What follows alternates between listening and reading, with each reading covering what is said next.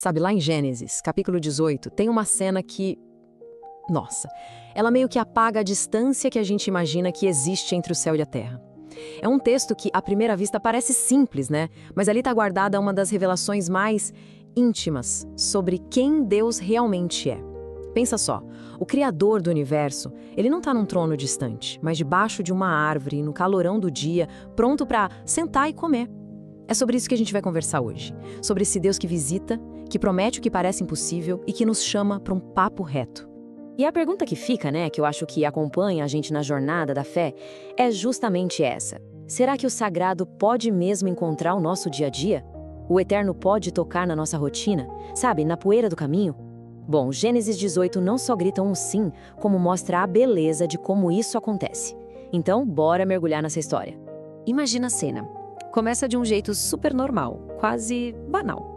Aquele sol forte do deserto, uma tenda, o silêncio da tarde. Abraão tá lá, sentado, só, vivendo o dia dele.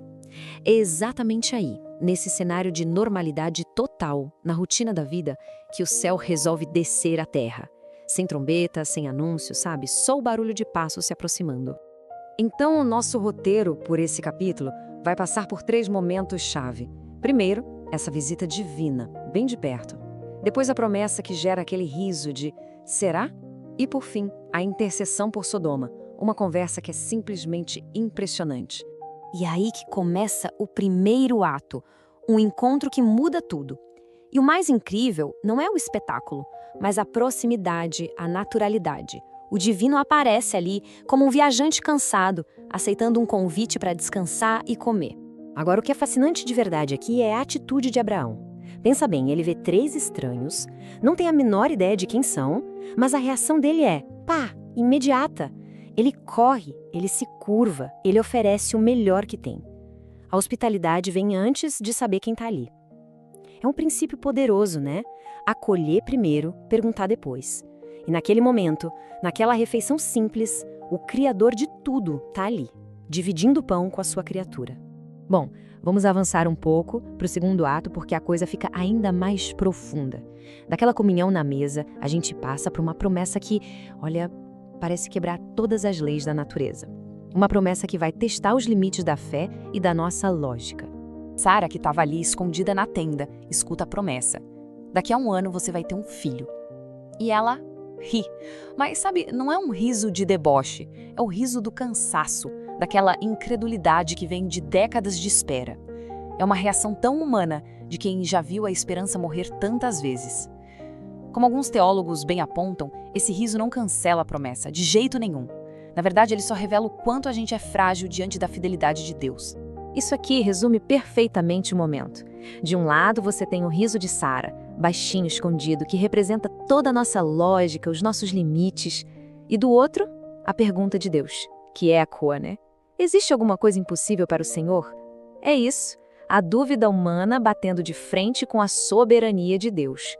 E o ponto principal é justamente este. Deus não dá uma bronca na dúvida. Ele a supera com a sua palavra. Ele não se ofende com o riso. Ele promete que vai transformar esse riso. Aquele mesmo riso que nasceu da incredulidade 1 ano depois, viraria o riso da alegria pura. O riso que dá nome a Isaac. No final, a promessa sempre vence o riso. Mas a conversa não para por ali, não. A intimidade ali fica ainda maior no terceiro ato. O foco muda de uma promessa pessoal para uma crise que envolve toda uma cidade. Deus abre o coração para Abraão e revela o plano de julgar Sodoma. E o que acontece a seguir é simplesmente um dos diálogos mais ousados e reveladores da Bíblia inteira. Abraão começa com uma ousadia que, uau, impressiona. Ele pergunta: o Senhor vai destruir o justo junto com o ímpio? E se tivesse 50 justos na cidade? Olha que interessante. Ele não está só pedindo, por favor, tenha pena. Não. Ele está argumentando com base em quem Deus é.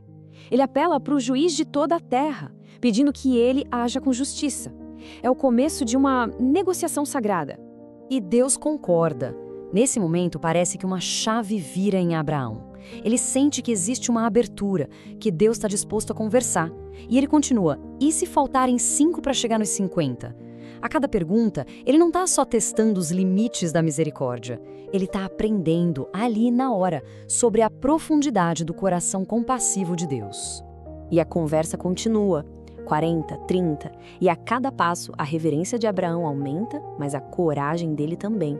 Ele fala que é pó e cinza, reconhecendo quem ele é diante de Deus, mas essa humildade não cala ele. Muito pelo contrário, é essa humildade que dá força para ele continuar falando, intercedendo, lutando por aquelas vidas. Até que ele chega no número final, 10. E Deus pacientemente responde: por amor a esses 10, não vou destruir. E aqui está a grande sacada, que muitos pensadores depois, como Agostinho, perceberam. Essa conversa não era para mudar a ideia de Deus, era para transformar o coração de Abraão. Foi ali que ele aprendeu que Deus ama a misericórdia e ouve com atenção a voz de quem intercede. Então, quando a gente olha para o capítulo inteiro, um padrão maravilhoso começa a aparecer. Um padrão de um Deus que se aproxima, que se relaciona, que entra na nossa história de um jeito pessoal, real e que transforma tudo. Então, o que a gente aprende com tudo isso? Bom, primeiro, Deus não tem medo do nosso dia a dia. Ele entra na nossa tenda. Segundo, o que é impossível para a gente não limita o poder dele. Terceiro, ele nos chama para conversar com sinceridade e respeito, onde a gente pode ser ousado e humilde ao mesmo tempo. E por fim, que ter uma fé madura não significa não ter perguntas, mas sim ter a coragem de continuar conversando. E todo esse padrão de visita, de promessa, de diálogo, ele se cumpre perfeitamente em Jesus, né? O Deus que virou gente, sentou para comer com pecadores e nos convidou para a mesa dele. E talvez a lição mais bonita de Gênesis 18 seja essa. A gente não precisa de uma catedral gigante ou de um momento espetacular para encontrar com o sagrado. Quando Deus visita, a mesa da cozinha, uma conversa dentro do carro, um minuto de silêncio no meio da correria, tudo isso pode virar um altar, um lugar de encontro sagrado. E toda essa reflexão deixa a gente com uma pergunta final. E não é uma pergunta para responder rápido, mas para ser vivida, sabe? No meio da sua rotina, das coisas que parecem impossíveis e das suas dúvidas. Onde será que Deus está visitando a sua tenda hoje? Em que momento comum o sagrado está tentando te encontrar?